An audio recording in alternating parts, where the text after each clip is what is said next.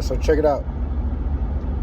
What we eat affects what we think. What we eat affects what we think and how we think. So, again, for people looking to be more disciplined, it starts with what you put in here. People wanting to go to the next level, business, marriage, Christ, starts here. You will find out that most of us don't want to go without eating a high carbohydrate, high sugar diet. And when I talk to people about what clean eating looks like, and I tell them we got to cut down on this, the first thing they say is, I can't do that. Just forget it. Forget it. People complain so much about mental health and are not paying attention to the old science that our thoughts are controlled by our food, by our diet. If you want to think clearly, you have to eat clean.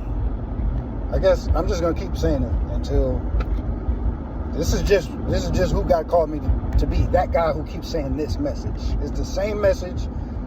Noah had the same message. I'm that guy who has the same message that's trying to help my people, this generation that's living. Clean thinking starts with clean eating. If you're looking at whatever you're eating and the ingredient label has more than 50 ingredients, you probably shouldn't be eating it because you don't even know what you're eating. Which is why our minds are all over the place and we're having trouble focusing, and we're having trouble staying disciplined, and we're having trouble not thinking thoughts that we shouldn't think. This is why, because we're eating way too much chemicals that we don't even know what it's going to do to me. We have no clue. So, eating clean means basic stuff, man. Stick to the basics. Stick to the ingredients that you can pronounce, for one.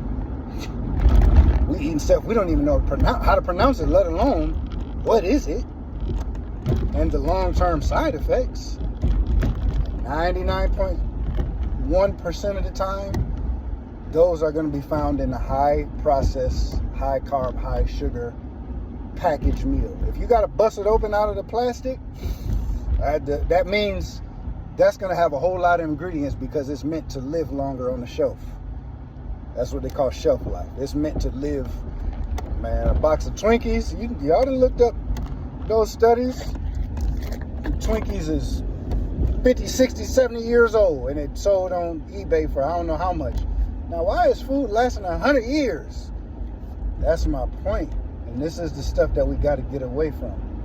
If you got to take it out the plastic, just limit it. I ain't going to tell you to cut it out completely yet. You need to, but just limit it. Just go to one snack per week.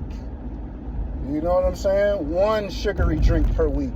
One sweet tea per week. Just cut it down until eventually you can cold turkey. But if you got to go cold turkey, like if you're extremist like me and you just got to go from 0 to 100, then cut it cold turkey. Stick to real foods. Eat as clean as you can. Get your eggs and meat from a farm if you can, as much as possible. Spend the extra money to get the food that's not overly processed and no hormones. Spend the extra few dollars. Do you want to live long or not? If you don't, then just keep eating junk. But don't complain about anything else when you keep getting the cheap stuff, the cheap meat. You keep eating the McDonald's because it's cheap and you want to feed your family. Well, I got news for you. It's going to come back later.